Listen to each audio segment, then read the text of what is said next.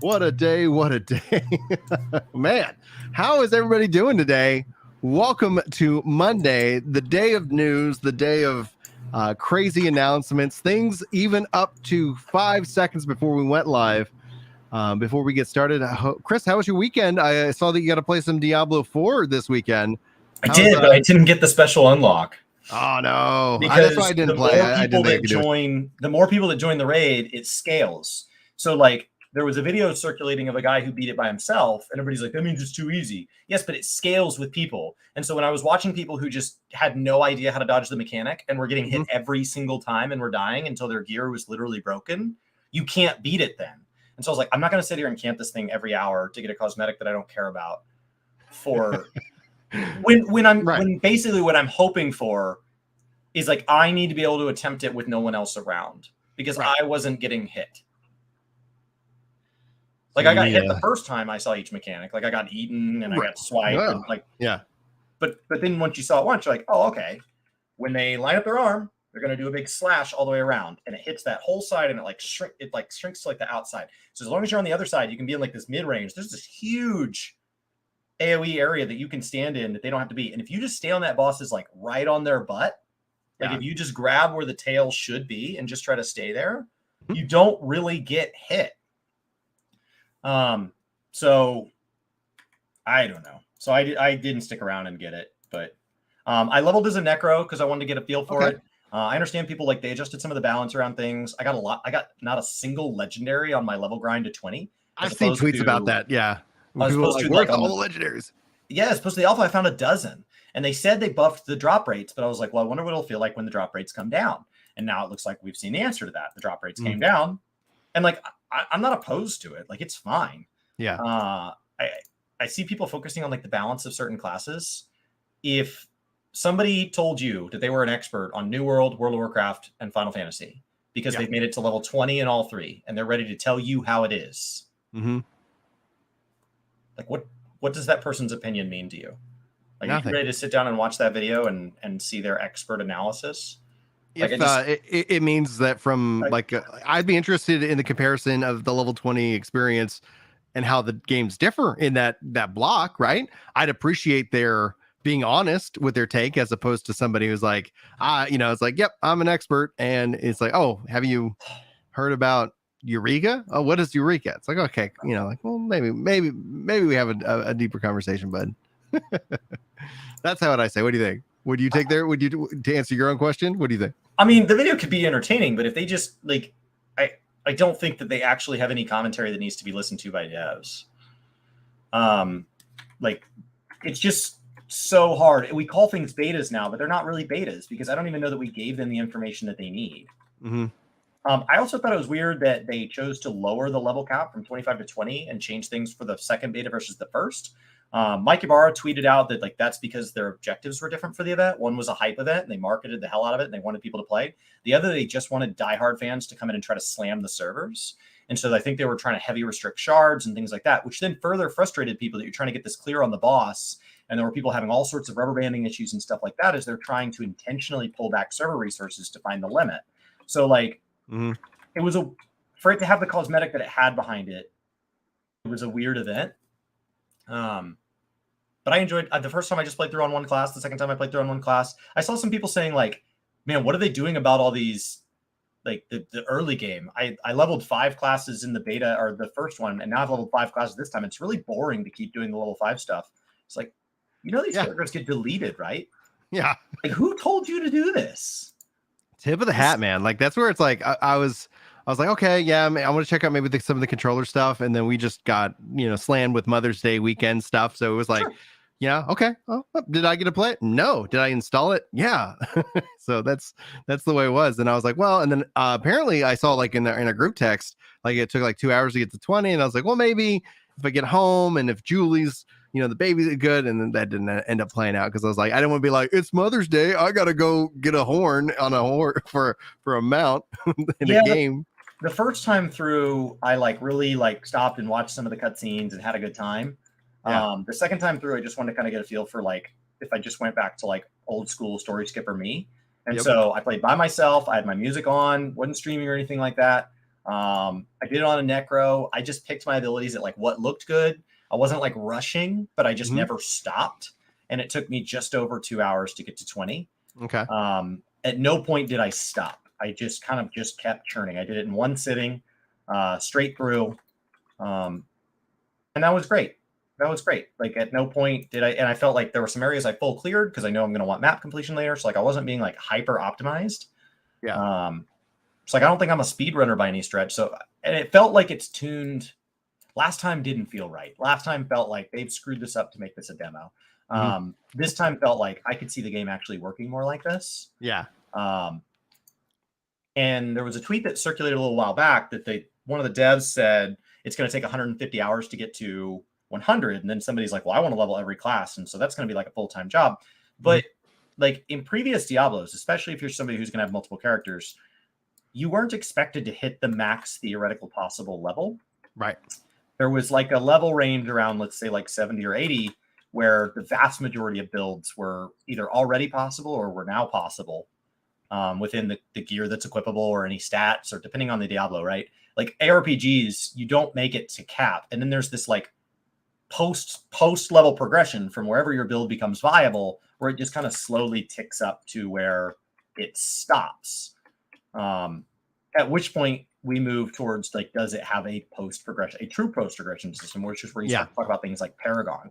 So like your character level going to 150, I just don't even know what that means because if my build becomes viable at 80, then the next 70 levels, I don't even know what they really do for me. Like, are they skills? Do those skills matter? Like, I didn't really know what that tweet meant. So I saw some people reading into it and determining whether or not this game was going to be fun. And like, just based on ARPGs in general, I couldn't actually glean anything from it because the other thing is, what's the Paragon system? Like if the Paragon system is mandatory, if the first 100 points of Paragon are mandatory to clear content, then that's the real question. How long does it take to unlock Paragon, which I think is around like 50, and then to get your first 100 levels? If nothing in Paragon's mandatory and it's all entirely like gold find and I don't know, whatever, then like that shortens it. So you're more asking like, how many hours will I play within a season? They said they want to do 4 seasons a year.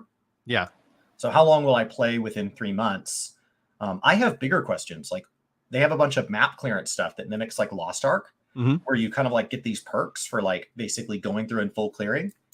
Are they expecting me to full clear their world every 3 months? Ooh, because it looks like Lost Ark, except that it's going to reset every 3 months. Are they expecting me to full clear, or do I keep that account-wide progression and just my characters reset every 4 months? So then all like the skills I unlocked and all the map completion, every dungeon I've done, those stay. Like those are bigger questions for me, because I can tell you if they do that, I'll play hard the first 3 months, and then I'm going to take some seasons off and wait for something that's worth enough of a change that I have to basically play through the game again. So I think people are reading into like the experience grind and the balance numbers, but those can all change and be tweaked. Like my questions are more focused on like the broader sense of like, what is it you're looking for me to achieve in a game? Not what are the numbers associated with it. Right. Now, Chris, are you ready for some amazing breaking news? Are you excited? Are you hyped? Are you ready for me to... Amazing breaking news. Amazing breaking news. You ready? This is like breaking right before we went live. Okay. All right. So Amazon Game Studios has announced that Lord of the Rings Online, their brand new MMORPG, has been back in development with a deal signed with Embracer Group. The team behind it is the team that's actually behind New World and going to be using what I'm calling the Azoth 2.0 engine to bring this game to life, set in that persistence open world. The work's already been going on it. They've been using obviously New World as a core testing bed, a good way of getting good data. And that is essentially kind of the news that they're excited to announce. Further, kind of leaning into that Amazon just isn't going to be a publisher to everybody else's MMORPG dream out there, but that they are still like driving forward and building out this game. So I thought I'd break the news to you, see what you guys think, and get some let's get some love in chat, guys. So if you're here with us live, be sure to hit that like button, subscribe, share, so much more. I can't wait to see Chris's non-hyped reaction to all kinds of things that have me just tickled to freaking death, baby. How do I go back in time and give Embracer Group my money to invest. Yeah. It feels These like Embracer people Group seem to be able to go basically to the investor equivalent of garage sales and buy up IP deals and dust them off and then sell them to like some antique roadshow for like, they're involved in everything. Their market cap now is like 7 billion. They own so much IP, and they keep becoming closer and closer and closer with Amazon. Amazon has the through them, Crystal Dynamics, the Tomb Raider, the Lord of the Rings. They had the license. That deal, they originally were working on a Lord of the Rings game in conjunction with, I believe, Tencent, or it might have been one of the other Chinese companies, but something got acquired, and then that got stopped. But now through Embracer, they're doing this. They're bringing it fully in-house to the Orange County team. And I see chat like, and there's going to be a concern. The narrative you'll see is people will be like, oh no, what does this mean for New World? Or, oh no, like, can they really do this? Like, this is Amazon. We've continued to break and tell you, like, we've continued to break news for you guys. I broke a lot of news last week, which got me a lot of DMs, which was really kind of entertaining.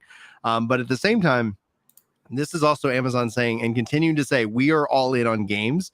Like, Amazon isn't acting like EA. They aren't acting like Google. They are a driving force, and New World will specifically benefit for this, being they're evolving the engine and the things that they're learning and the things that they're doing. It's like what we dreamed that Yoshi P would do with Final Fantasy XI and Final Fantasy XIV.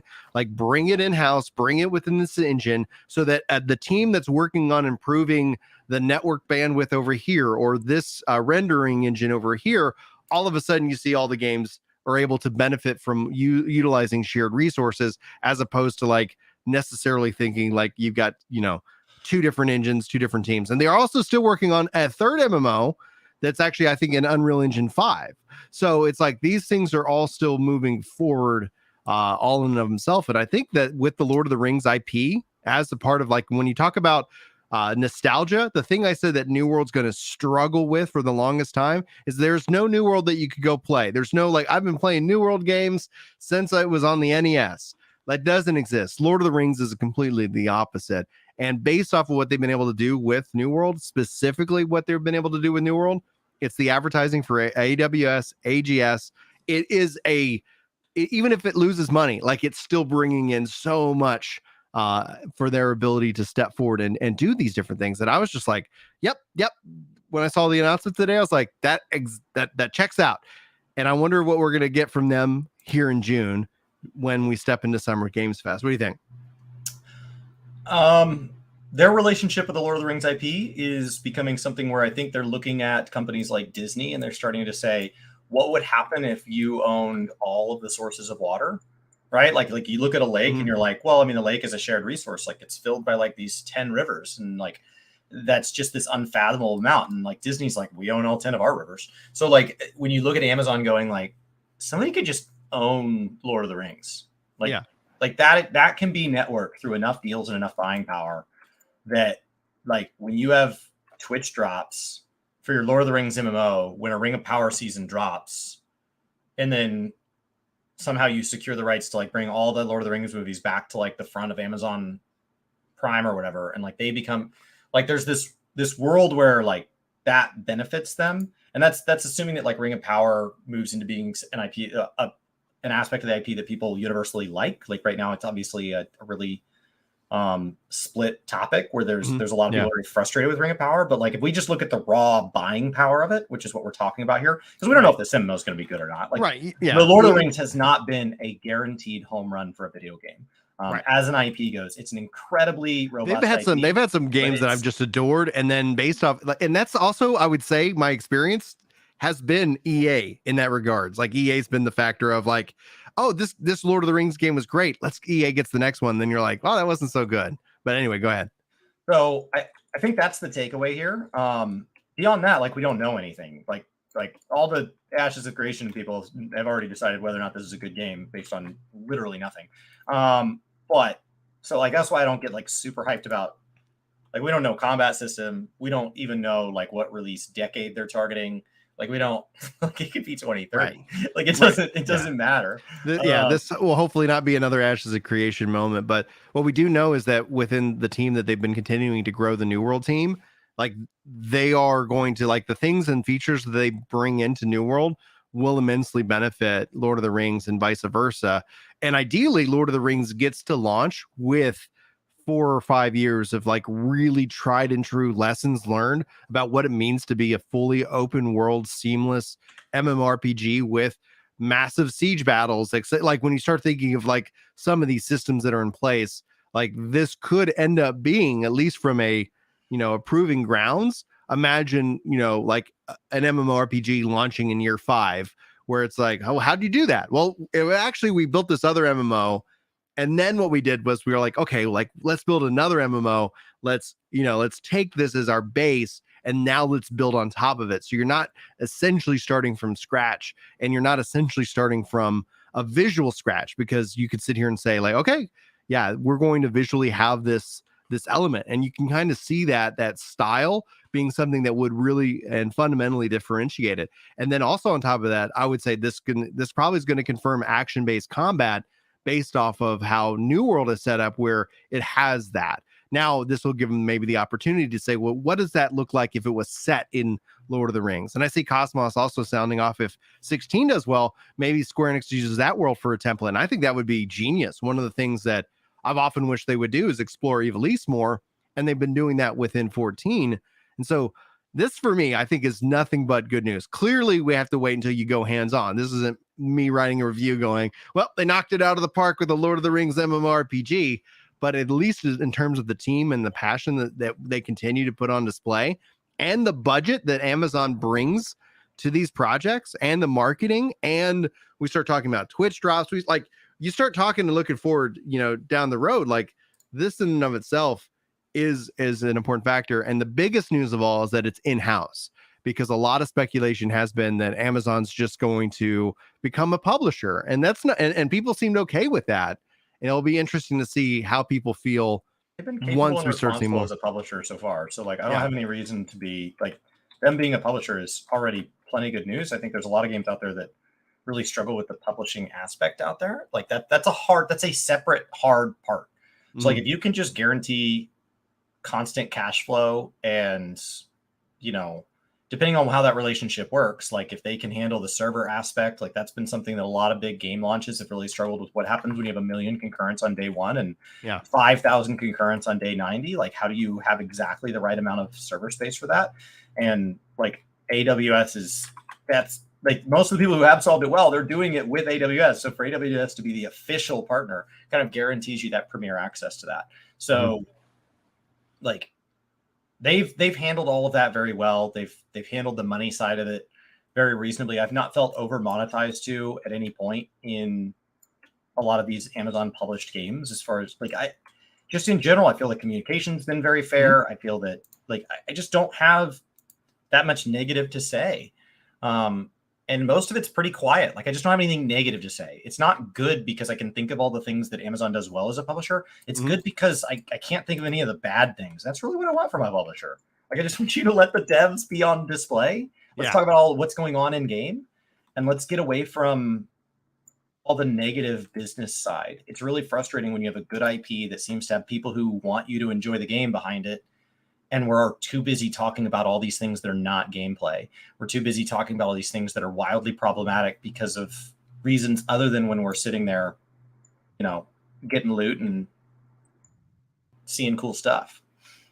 So we got chat basically saying, what does it mean for New World? So what, Chris, like based off of what I've shared with you, what do you think the future of New World looks like in terms of this announcement? Just on the announcement alone, we don't have a game to play yet. It's not like, hey guys, got to delete New World to get early access to Lord of the Rings. What do you think? No, I think they're two different games. Like if I was thinking of a Lord of the Rings MMO in modern for today that was successful, already I have a question of like, what age are they going with? Because it is like where are they going to set this? But it's set in a world that's substantially larger than New World. New World's world is not very big. It's why I disagree with them putting mounts in the game, because once they add them, they can't take them out. And I think that the world has enough interest in it, in the way that you move and navigate it, that adding mounts, I believe, is a mistake. But something like, Lord of the Rings is a big enough space that travel is different from the very get-go. New World is centered on these like player versus player interactions, but Lord of the Rings is very much there's these factions and there's this territorial control and like if the orcs are pushing and things like that. So I have bigger questions about like what is the NPC relationships with territory, and so like if we assume that New World is at all a template, like the idea that there would be territory ownership, I would shift it towards like much larger scale.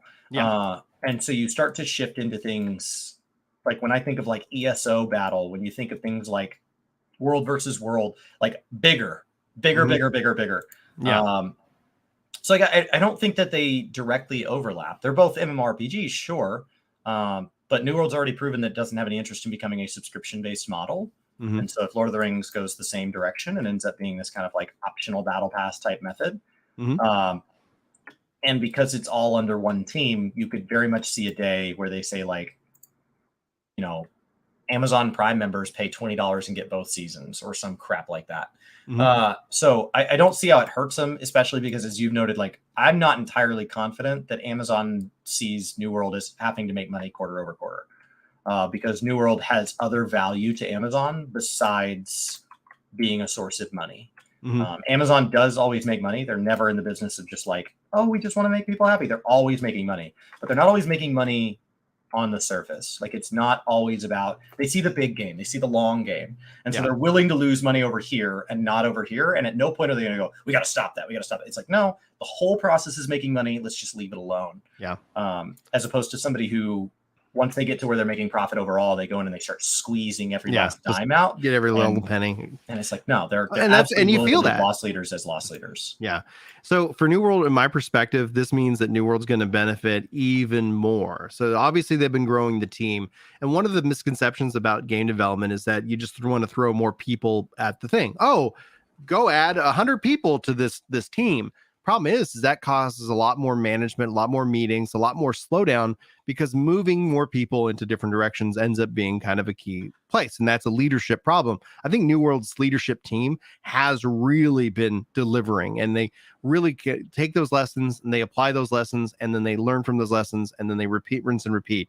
And it's unfortunate that they've had to learn so many public lessons, because that does set this zeitgeist in this narrative that people like look at and say, hey, they had a problem 2 years ago. Was they did, and that means the game's bad. Well, they fixed the problem. Oh, okay. Well, I'm still angry. Like you have to overcome some of these things. But in terms of this, when based off this announcement alone, with the Azoth engine that they are currently on, and that they are announcing they're making massive investments into this engine, I think you're going to see New World really start to open up new systems. And I think that's going to be kind of starting to be more apparent with the expansion announcement that we're probably going to get next month at Summer Games Fest, where they start to finally show off the trailer, start showing off the information and details about what we were to expect, because you want to start that new hype cycle building through season 2 into this fall. Now, in the short term of it, I don't think you're going to see like an immediate impact for season 2, which drops this summer. I think the expansion will actually start to be kind of a sign of it, but it's really about the next expansion after that in terms of the design and its development. And so what this means is that the Amazon continues to say that they're all in on New World and they're all in on gaming. They continue to actually do those. So these aren't just hollowed out words. They're continuing to invest money, put people in, and also work within this team. So that imagine you as a developer, right? Like this is the model that we talk about with Yoshi P. You as a developer, you know what? You've been on New World for a while. You're kind of not feeling like, like, hey, I'm kind of doing this thing. Oh man, I'd like to go check out what this team's doing. It gives you the ability as a developer to flex and do different things. But all of a sudden, you're immediately an asset. They can bring in new developers as they're kind of like they're trying ground out on the New World team over the course of the next several years, and have them advance into doing different projects and more, all without having to do massive amounts of retraining, HR, and so much more. So it's just more internal teams building out using the same kind of tool set.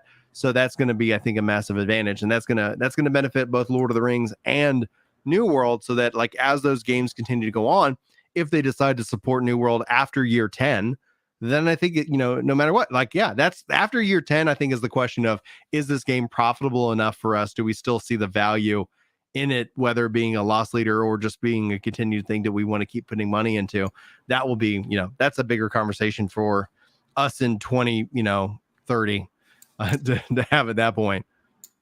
Yeah, I think you're looking a lot at what allows that redundancy. It's why when you see like proprietary engines and stuff, there's like a little bit of an alarm bell there, because you've made it very hard to hire people. You've made it very hard to train people. One of the advantages of something that has multiple franchises under it is something like Blizzard. Like, they make great cutscenes. No one of those games employs enough cutscenes that they could justify the team that they have. So like, I do believe that some of the art direction and stuff there is able to be used across that. And so if you have things that you can use across multiple teams, that allows that to be better, assuming it's under good culture. Because what we've also seen in recent years is that if a company has bad culture, that bad culture spreads just as quickly. And so as long as like Amazon Studios is a nice, like healthy place to work, then like spread it across as many IPs as you can. Yeah, exactly. That's great. That's great. I don't know. I don't see it as anything bad. I also don't see it as anything that there's going to be any reason to talk about it anytime soon. Unless they all of a sudden start dropping trailers. But the best thing in this case is them just to get to work. And like, and honestly, as more information becomes solid, we'll be sure to talk about it. But if you guys have any questions and anything we can clarify, be sure to sound off in the comments below. Hit that like button.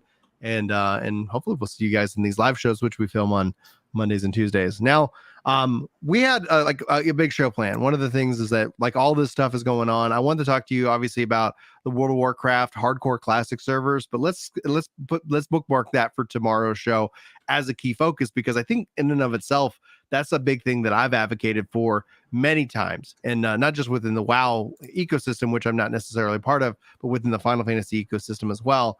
But I do want to talk about, obviously, what a lot of people are talking about is the Zelda performance, especially with the Tears of the Kingdom.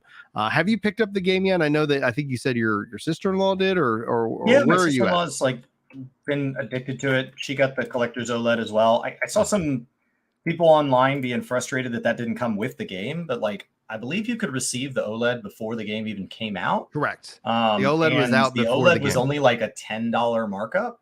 So like, I don't know why somebody thought that you could get an OLED of the console for $10 and it would include like a premier title on it. I think that's because there's a history of things like that within gaming, where if you think about like the Final Fantasy 14 or 16 special edition PS5, where it comes with the game, so there is a historical. It's like the God of War bundle for your PS5, because I picked up your PS5, like, it was not the same price. It was not like I could have gotten you the same PS5, but it came with God of War. It was, I could 50, add God of War.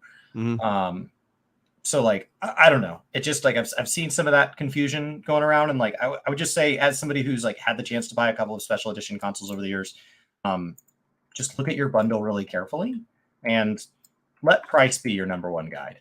Like, if you feel like you're getting something for nothing, you're probably actually just getting nothing for nothing. Like if it's $5 more, you're probably only getting $5 of value. And if it's $300 more, there's probably something else in there. Like, what else is in this box that? Well, you gotta be careful.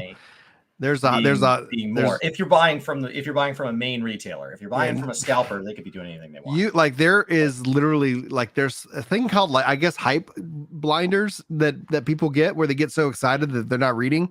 Julie and I, we bought a console, and then like, I forget which one it was. And then we listed the box online, because sometimes people like to put gifts in boxes to be a jerk for some reason. So we were like, okay, we'll list the box for $10. Guys, this is the box only box. We're like, I don't want to any chance that I'm going to trick anybody to thinking that they're getting a console for $10.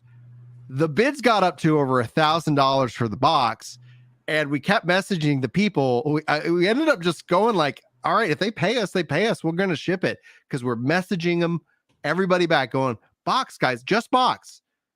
Why? No, you're not, no console, just box.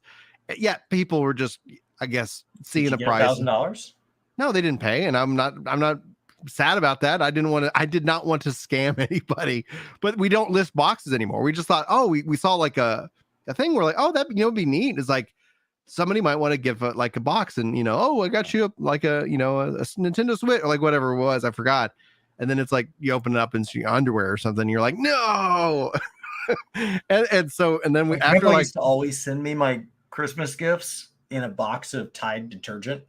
Every year I opened it up, it was always Tide detergent, and you'd open it up and it'd be inside. Which means all year he's having to like, as he burns through his little powder, he's having to like hold on to these boxes, which then meant that like a bunch of my Hot Wheels and stuff as a kid always smelled like Tide. Like, that's what they came in. That's what they came in. He'd ship it, he'd mail it to us at like Thanksgiving. So it sits in a Tide box for like a month and a half. It's gonna smell like Tide. So anyway, like on that note, so Zelda's out. Obviously, you got the OLED, which looks beautiful, but like at the end of the day, yeah, if someone's thinking it doesn't come with a game, you're just not reading the fine print. Like it's not like on the front of the box. It does not include game, it's right? Got a sticker. And but on that note, though, Switch in and of itself, performance-wise, obviously is a big point of discussion right now. So news came out on Friday. One of the makers of a screen basically are kind of hinting that they're working on the next console screen, and Nintendo's kind of in this spot where they keep selling Switches. People keep buying Switches and they're doing really well. So this is the longest life a Switch product has had. And when it's all said and done, the thing that people are doing is really emulating this game on Steam Deck or on PC and getting that performance of that 60 frames a second. Even notable streamers are doing this like pretty just out there. But they're not paying for that copy of the game. Many of them claim they're buying a $70 edition. I seriously doubt that's the majority. I think a lot of people are realizing I can just have something for nothing. And then already today on Twitter, I saw somebody like, I got this letter from Nintendo or whatever saying that they're going to like go after me legally because I've been using this torrented copy of the game. And it's like, you were publishing stuff online about like, look at this thing that I did that breaches terms of service that I didn't pay the author of it for. Like, I just like, what did you honestly expect to happen? Like, did you think Nintendo was going to go, that's so cool, I love the part where you stole that from us? Like, what did you honestly think? Right? Like, you're posting a picture of your speedometer to the police station's Facebook page and you're tagging it excessive speed obtained. And then you're like, and then I got this letter. What did you think was going to happen?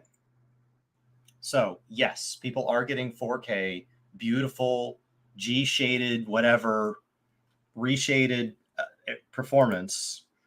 And it makes it very disappointing that the console hasn't gotten better. Yeah. And the only concern I have, because we've seen the shift at my Switch library is digital, and this is Nintendo. So I know I literally am about to get like screwed on this, because imagine buying, Tears of the Kingdom, Switch 2 comes out and Tears of the Kingdom doesn't run. Like the game that you have doesn't work. We're abandoning backwards compatibility and so much more. What do you think? Oh no, I think just like you move to the OLED, I think you just move forward to the next performance. I think we just see the next generation.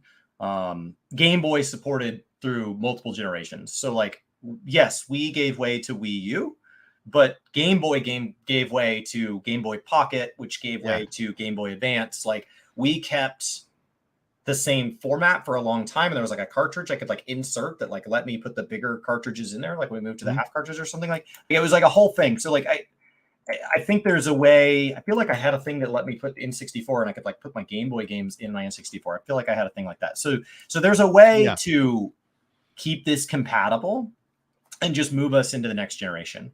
I do think that having a game that occasionally drops below 30 frames, where you're starting to talk about like 24 frames, which is television.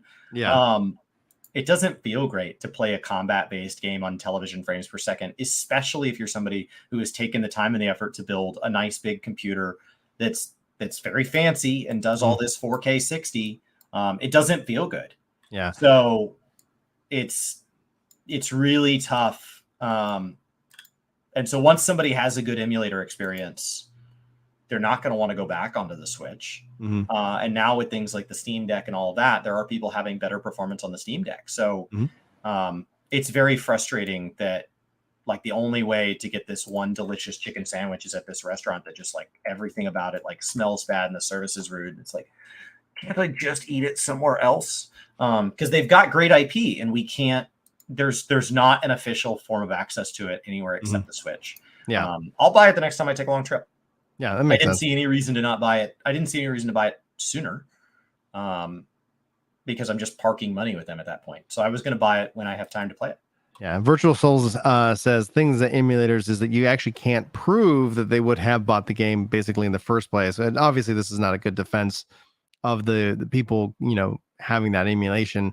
And honestly, I think it's just it's an unfortunate set of events where for some reason, when you would see a new Zelda game was always kind of mid transition. So it was like, yeah, the Zelda game, it's on the old generation and it's also on the new generation, which is exactly what happened with Breath of the Wild. And now with Tears of the Kingdom, it's, yeah, maybe it is also ready to go on the next generation, but the next generation hardware just isn't here yet. But that makes me hopeful. It makes me hopeful from, what a new Switch could mean, because a lot of the conversation always goes into Xbox versus PlayStation. You got PC and cloud, and then you got Nintendo over there just printing off money with the Switch. And the question is will they do that and do that again? And how is that going to look? What's that transition going to look like? Because that is in and of itself, I think, the hardest thing to kind of solve. One of the things they did so well with the Switch was like it was hit after hit after hit. Like the Switch came out, like every month there was a big game, something exciting, something new, or because nobody bought the Wii U, basically something, ported from the Wii U, which was awesome and exciting and people were ready to play it. If they do another generation, what I hope they don't do is then drop support and supply of the existing, because one of the other things about the Switch is it's been at a level where like my sister-in-law like can give her kids the other Switch. It's not so like one of the problems is like the PS5 being up at $400 for the digital and then going up from there. Anybody with young children, like it's a really expensive thing to just like leave it out in the game room where they're like kicking a soccer ball inside, even though you told them not to. Like it's just a really expensive thing to leave lying around, as opposed to the Switch has been something that people seem to really trust with their kids. And that's really cool. Like one of the problems that, some of these gaming franchises have struggled is like, they're not introducing a new generation of gamers. Like when we look at things, like how are we going to have kids that like have their own franchises and all of that they can grow up nostalgic with, if they don't have access. And so like, I think Nintendo's continued to do a decent job with the Switch of like, it feels more accessible than ever. Like the pocket and all of that, or the Switch Lite feels like it was targeted. The Switch Lite feels like it was specifically targeted at like, what if you want more than one of these? Because you want to go on a road trip. You got 3 kids in the back, or in Brian's case, you got 6 kids in the back. Yeah. You got 6 Switch Lites. Great.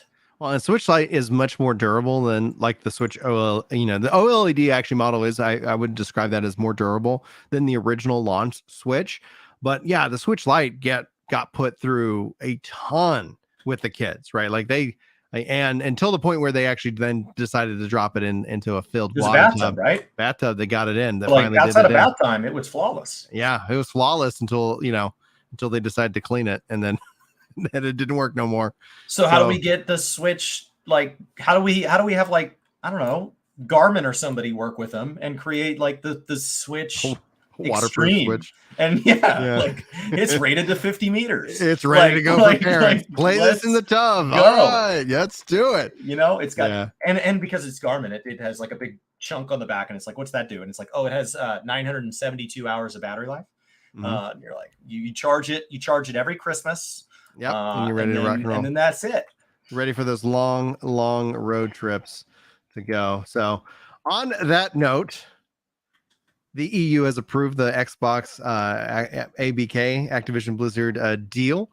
The announcement comes obviously with lots of excitement from one perspective of Twitter, and ultimately still nothing is yet to be decided. There is a hard line in the sand, it looks like, for this coming July, where the deal then would have to be renegotiated and maybe the process restart. But Chris, do you have any thoughts that you want to share? Is this going to positively impact the CMA decision? Is this going to negatively impact? Chile was thinking that because of this, and because of Brexit, the CMA might dig its heels in even harder based off of the ruling of this deal. What do you think?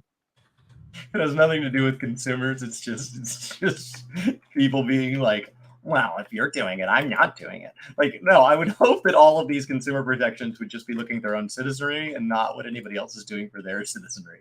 The EU passing did have some restrictions on it. It looked like just some basics, right? Like if Call of Duty is cross-platform now, it needs to remain cross-platform. Things like that. Perfectly, I support that 100%. I think it should all be cross-platform, but I know what has been really hard about it is that like Call of Duty's been the big winner here. Like Call of Duty has been implied out of this entire transaction to be the game of all games. Like the idea that Call of Duty could be owned by one platform is just this devastating thing. A game that sells 30 million copies a year, like it sells 30 million copies a year, and it has been implied that if Microsoft buys them, all of Sony will be brought to their knees. Keep in mind that the 30 million number includes Sony numbers. So they would have to lower the total number of copies sold by however many are sold on PlayStations in order to really stick it to Sony. So which then makes this an even smaller franchise in the terms of like all of gaming. And 30 million is an enormous number until you realize that like Activision total monthly active users is in like the 90 to 100 million range. King is over double that. Like it just feels like out of all of ABK, everything that they're buying access to battle.net, just like when they bought Skype, just like when they bought. So like they're buying access to infrastructures. They're buying access to, yes, they're going to buy a bunch of studios, but they already own studios. They're buying access to the mobile space in a way that they've never had it. Yeah. They're buying a ton of like user and like marketing, just kind of experience and data and all that comes with that. And it has been implied in all these headlines. Like I have trouble really reading into the EU thing because like I just glanced at it when I saw you wanted, but like when I glance at it, there's this heavy emphasis on like, what are they going to do about Call of Duty? And like in the big scheme of like all of gaming, Microsoft against Sony, right? You've got these two nations on opposite sides of a ravine. All of their armies are lined up. And then like Call of Duty is like this one little guy, like in the history of like all of gaming, everything this could mean 5 years from now, 10 years from now, 20 years from now, what this does for all of gaming. I just don't think Call of Duty is that big of a deal. And so like, but I wonder how many copies of Call of Duty this has sold this year for people that are like, oh, is Call of Duty that good that like Sony's worried if they lose it, they would just shut down? Like how many copies has Call of Duty been like, well, I don't know if you've heard, but Microsoft and Sony are pretty much fighting over us right now because we're the all of gaming would shut down if people didn't have access to what we're putting out annualized. Like I mean, I guess compared to Halo Infinite, yeah, it's that good, but I don't know. It's just weird. It's just weird. Well, we actually have, great. Let me go I ahead. think the whole deal should go through. Let me toss this out because they have responded. Let's see here. Of course they have. Boom, boom. Let's see here. All right. So CMA Gov UK, the Competitive and Markets Authority, with the gray check mark, so we know it's official, says our response to the European Commission announcement today on Microsoft Activision. The UK, let me zoom in. Let's get that. Let's make this pretty. We were doing our job. They were doing their job. We're going to keep doing our job. If it's anything other than that, this is dumb. They're like, screw you guys. The UK and US European competition authorities are unanimous in that this merger would harm competition in cloud gaming. The CMA concluded that the cloud gaming needs to continue as a free, competitive market to drive innovation and choice in the rapidly evolving sector. Microsoft's proposals accepted by the European Commission today would allow Microsoft to set the terms and conditions for this market for the next 10 years. They would replace a free, open, and competitive market with one subject to ongoing regulation in the games that Microsoft sells and the platform of which it sells to them, and the conditions for sale. This is one reason the CMA independent panel group rejected Microsoft's proposal and to prevent the deal. While we recognize and respect the European Commission and is entitled to take a different view, the CMA stands by its decision. That's interesting. Thanks so much. That it was great that we got to see them react to that in real time. Yeah. So The cloud nothing. gaming portion is big. Oh I yeah. don't see how purchasing Activision Blizzard gives them any more advantage than they already have in that space. Like if you're saying Sony versus Microsoft, it already feels like Microsoft's in the lead as far as like moving into cloud gaming. Right. It would be more concerning if they were like gonna buy Stadia. And I know there's like 1,000 memes that just went off for just mentioning the word Stadia in a sentence. But like Stadia's rollout, Stadia's games, there were a ton of problems with the way Stadia was rolled out.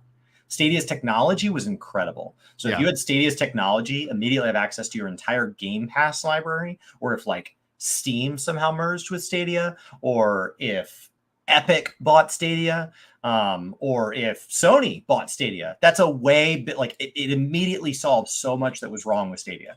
Everything that was wrong with Stadia was that it was owned by Google. Right. Like the actual technology itself was nothing short of incredible. And to anybody that says like, but the internet just isn't there, that's fine. It's getting there. Like the amount of households that have fiber goes up every day. It doesn't go down. The other idea, problem. The other idea on that I don't think a lot of people feel like cloud gaming would completely like replace, and I don't think it will. I think it will become something absolutely additive. It will become, because I end up doing a lot of my gaming on cloud, and yes, somebody was like, the NVIDIA just rolled out the update, so I'm playing like New World on GeForce Now on my ultra wide monitor because it now supports cloud gaming, now supports ultra wide 120.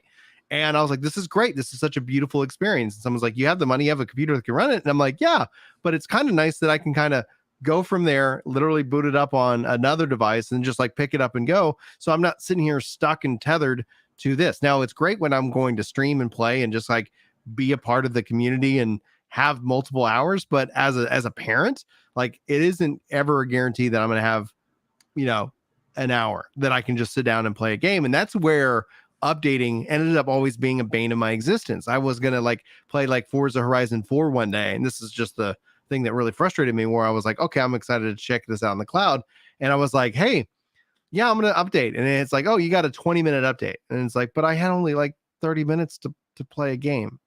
Well, I guess I'm not doing that. Like I wanted to play this, I had 30 minutes, and it needed an update, and so when all of a sudden that stuff stops getting in my way, like just somebody who doesn't have hours and hours and a whole weekend to game, that ends up being that. And when I do, it's nice that I can sit down on my gaming PC or on my console or now my PS5, because you guys are freaking legends, and sit down and play a game and for a long period of time. And that's where like it's all a function of time to me in this regards. And so it's gonna be interesting to see. And as internet gets better and gets improved upon, more people will have, having that as an option. I think all of a sudden you start to kind of feel the benefits when you can play on a handheld. Like they just announced a new like gaming handheld, like, oh yeah, and the battery life. Oh, and when you're playing in cloud mode, play on a cloud, like you can play all day and it uses 10% of your battery, whatever your brightness is. Like you're like, this is great. I would love to have a tablet with a wireless keyboard and mouse that I can sit and most of the games I play are perpetually online anyway. So like I already need a connection to the internet. I already need fiber, and like I don't need the entire global population to play the same game as me for it to be commercially viable. These games we're talking about have tens of thousands to single digit millions of monthly active users. We're not talking about a global population. So like, will there be a day that the entire globe is capable of what today asks of cloud? Yes, but it's way in the future. Is there a world in which there is a commercially viable number of people that want access to a cloud-based service? Yeah, I think that's in the very near future, if we're not already there. And so it's just a different ball game. I don't view it as like a replacement technology. I view it as a shift in technology, which means there will be some overlap. There will be times where we both continue to native game and cloud game at the same time. And as you're talking about, right? Like I would prefer my 4-monitor gaming PC setup that I'm on right now. I like this. This is the premier setup. I've got a chair that's comfy. I've got my nice microphone. I've got my stand desk, quad monitor. This is the way to play. And this is how I want to play every game if it's available. This is the premier setup. But when I'm not here, then what I want is immediately changed. And so like when I'm on the road, I tend to play games on my phone. And Mm-hmm. that means I play a lot of mobile games. And those mobile games in my mind, it's not about like, is that mobile game better or worse than World of Warcraft or Final Fantasy 14 or Destiny or Diablo 4? No, they're totally different, because I would never be playing a mobile game when I have access to this. This is the better experience from the get-go. I'll always take this one. Yeah. Those games are only competing for my time when I want to be on my phone, which is when I'm sitting in a car, I'm sitting in an airport terminal, I'm sitting on the couch. It's just a totally different experience. Yeah, I think my hope is that for like the next Switch that we were talking about earlier in the show, is that it is a physical device and also a cloud aware device in which that like you have your games and you can stream them, or you can just play them locally when you're like, hey, your internet's good and it could save bandwidth or something like that. That would be truly, I don't know if they have that in them from a technological perspective to actually like make that happen, but that would be something where it'd be great. Like, I mean, hey, cool, I'm going to play in 1080p high fidelity, like clouds, cool. Oh, I'm now on the road, no internet. We're going to scale that down a little bit. We're going to drop that 30 frames a second. We're going to take, without the access to the internet, we're going to kind of do a couple different things and do this hybrid, kind of platform, which I think would be really kind of powerful for gamers like me. It really thrives with a big library, something like Game Pass, or if Nintendo had it, because the other problem is like to do the server slam for Diablo this weekend, I had to download like 80 gigs to try it. The server slam was only available for like 24 or 48 hours, whatever. So the idea that I have to download 80 gig to get access to that, it would be so much nicer if that was a cloud driven experience. Like you want to try Diablo 4 out? We got it's for free right now. Okay, cool. What do I have to do to get in? Oh, you just log in. What? So then I like download it after I log in? No, you just log in and play. Like that's where it would really thrive, when I'm not talking about an established game and its established performance. The advantage of it pairing, like that's where Game Pass can thrive. That's where, and so I understand that the concern that Britain has, it's wildly different. The fact that the headlines all seem really focused on Call of Duty just seems weird to me. Like it's always Call of Duty, Call of Duty, Call of Duty. Like, who cares? If it was just one game, why would you not just buy it and download it? Like, who cares? The cloud gaming is a way more intriguing thing. I don't think Microsoft has any interest in taking Call of Duty platform exclusive. I think that'd be foolishness. I think it would kill the franchise. I think yeah. The same thing with like when you look at one of the reasons why I think Halo struggles outside of just like the fact is like you got these long gaps. They don't, and then they come out with a Halo that's not everywhere. So you're like, you don't have the player base that's going to be interested in that kind of style game. Now, Danzer says game streaming is always garbage. I would disagree, especially on the always term, but this mindset is definitely, I think, how a lot of people have felt, but we've seen that mindset shift as we've seen Solomon, more people actually like having a cloud gaming option that is available for them. And basically that market exclusively cloud games. Yeah. I would say he's beaten Cyberpunk 4 times exclusively through cloud gaming. When he plays Guild Wars 2 with me, exclusively cloud gaming. So like he is exclusively a cloud gamer because he stopped updating his PC like a million graphics cards ago. Yeah, and it's basically a word processor and a GeForce Now machine. Like he basically it's a loud GeForce Now console. That's what it is, because it's just this continually slowly getting louder dying PC. Yeah. And if he replaces it, he will replace it with the minimum hardware to do GeForce Now, which is cheap. Yeah, it's cheap. And if the longer he waits, the cheaper it gets. Right, and if Activision Blizzard deal goes through, then all of a sudden you get those games that essentially one of the things that's holding back GeForce Now is its lack of games. It's one of the things that I get frustrated about Square Enix is like Square Enix is not on GeForce Now, and I don't understand why. There's got to be some reason that having your game that runs in Steam not run. That would have been the solution for the Forspoken problem. I think Activision and Square Enix are against it because they want GeForce Now to pay them. Yeah, I think they want the value. It's all about money. It's all about the value money. is the value's already in it, because my brother would not have bought Cyberpunk if it required that he also bought a console. Right? There are people out there that will buy a console for one game, but that is not the majority of gamers. Most people would go, you want $500 for a single game? You can screw off. Yeah. But for him, he can pay that buy-in price of one game and then immediately play it. And he has that like founder's rate on GeForce Now. So it's like $5 a month. It's been great. To basically perpetually lease the newest hardware. So he gets really excited when NVIDIA's like, hey, we just rolled it over to the new graphics card. And he like logs back in and he's like, wow, I just got this massive PC upgrade.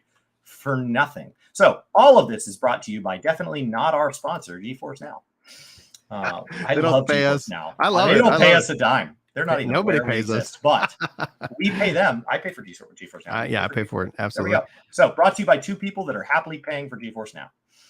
All right. Speaking of Square Enix and being happy, a lot of announcements coming off of the live letter this weekend. You were fundamentally surprised. I think the concern going into the live letter was there was going to be a lot of frustrated gamers who are just That's my prediction, waiting for news, and the bigger announcements would be coming at FanFest on July the 28th of this year. But why don't you break down what changed with this gearing system basic overhaul that is coming with 6.4, and why are they making these changes?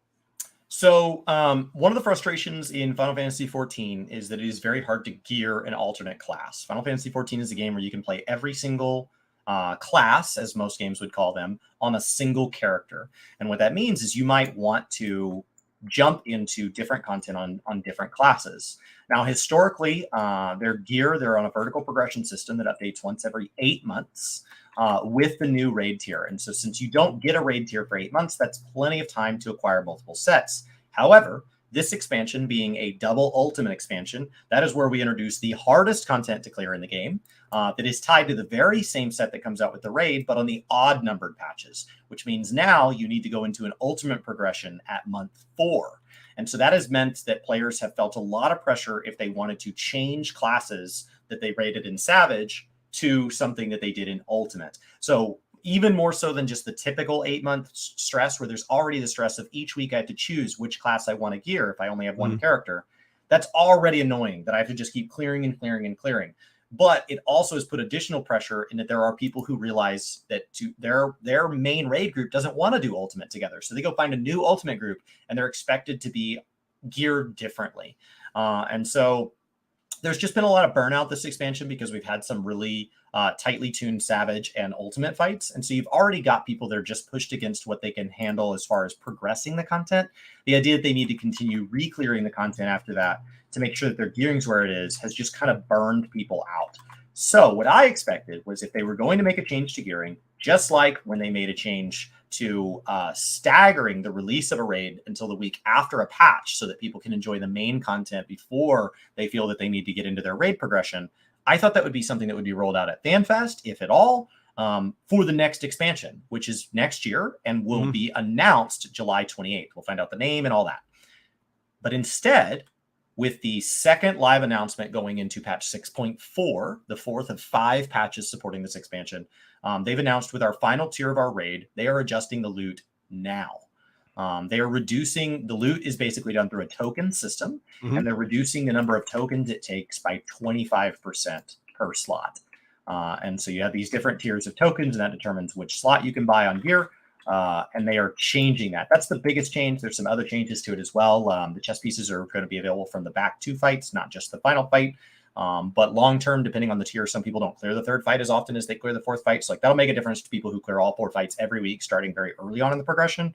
And then the 4th piece, the 4th and final one, can also be downgraded once we get to where there's too many of those lying around. So like a lot of that will change the way the fight ages.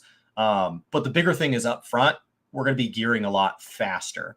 And that will get people into either feeling that they can take a break sooner, or it'll get people into gearing their alts sooner.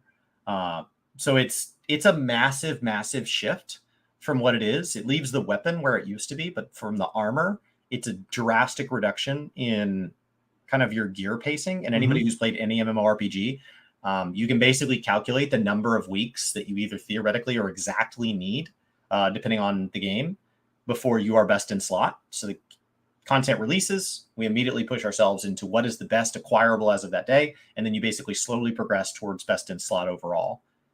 And that's the big change. And they rolled that out mid-expansion with really no warning in a second live letter. We get 2 for every patch for the final tier of it's just a drastic change. Yeah. Do you think there's like another game that he wants you to maybe take a break and go play? I mean, he definitely noted that this would mean that a patch that releases May 23rd, that people would probably be done in kind of that 4 to 6 week range, maybe. Yeah. Which means that you would be done like around, let's say, like June 22nd ish. Yeah. As like just a theoretical random date. Which, you know, June 22nd just happens to be the date that Final Fantasy 16 comes out. But like Yoshi was not on the sound check because when he sat down after the sound check, he still had his Switch in hand from playing Zelda. So in all seriousness, he just said like, there's a lot of great games this year.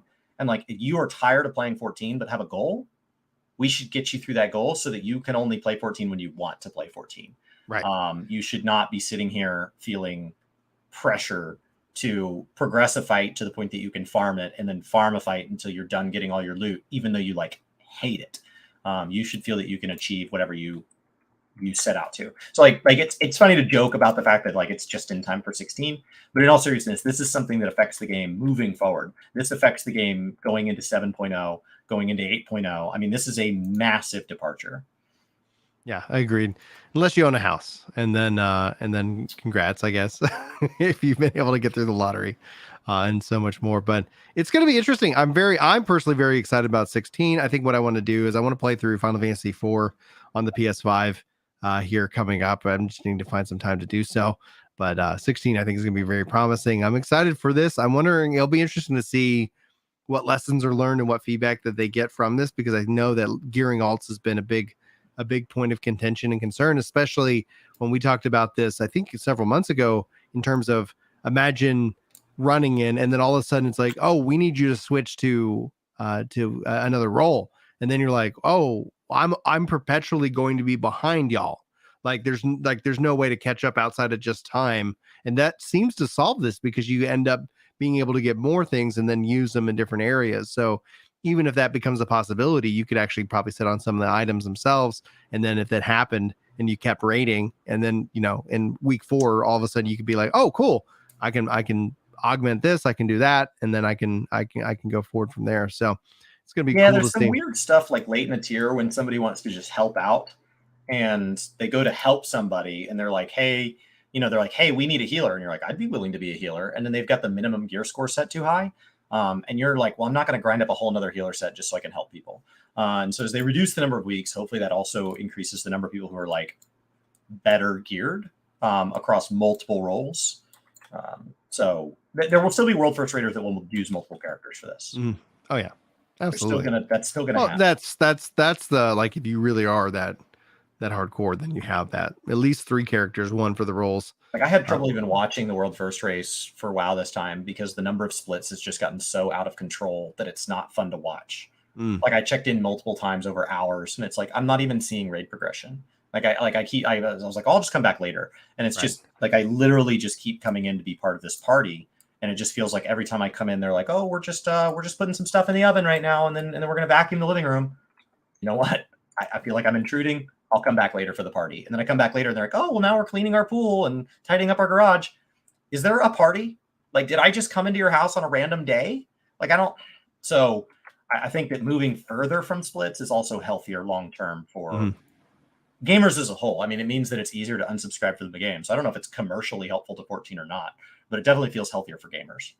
See, the thing is that I don't think it's a question of that financial health that gamers take breaks. I think the bigger problem that Yoshi P and a lot of people maybe don't recognize, but Yoshi P did, is that playing through burnout and getting to the point where you're like, I'm never touching this game again, is a lot bigger hit on the finances, as opposed to like saying, all right, you know, I'll be back in, you know, whatever period of time.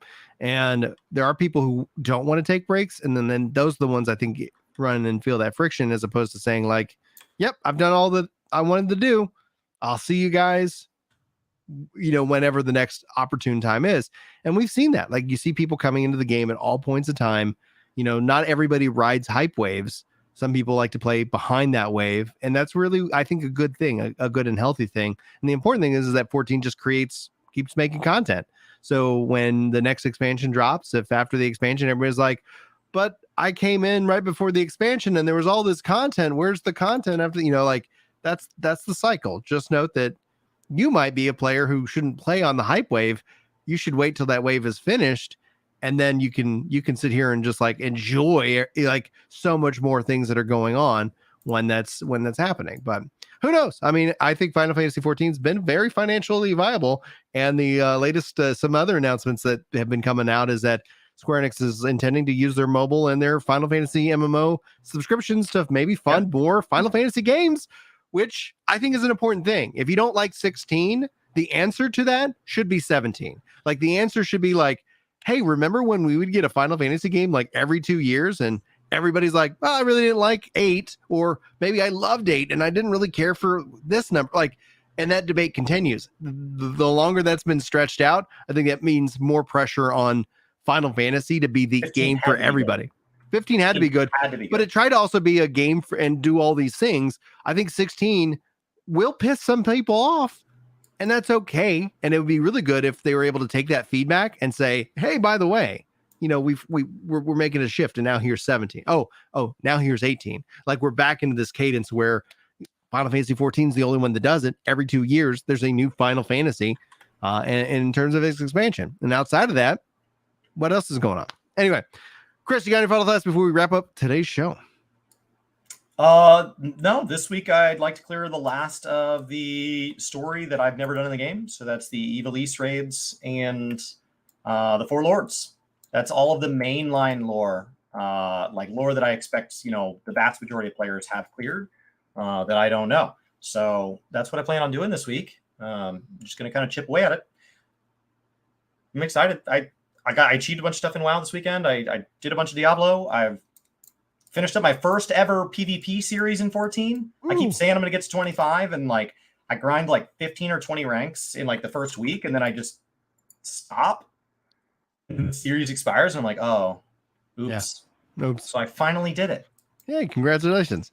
All right, guys, if you want, go hang out with Chris over on Twitch as he continues his day. You can talk about anything we talked about here today or anything else you want to talk about. And we'll be back tomorrow. I want to talk to you about the WoW Classic Hardcore mode that they're adding in. And who knows what other news might be breaking as we're building up to Summer Game Fest. There should be lots of things to discuss. So, guys, if you have anything you want us to cover specifically, set off in Discord or in the comments. And hopefully you guys are enjoying it. Thank you guys so much for the likes on this. And we're going to go ahead and broadcast and wave it out. And I'm going to wish you guys all the very best. We'll see you next time.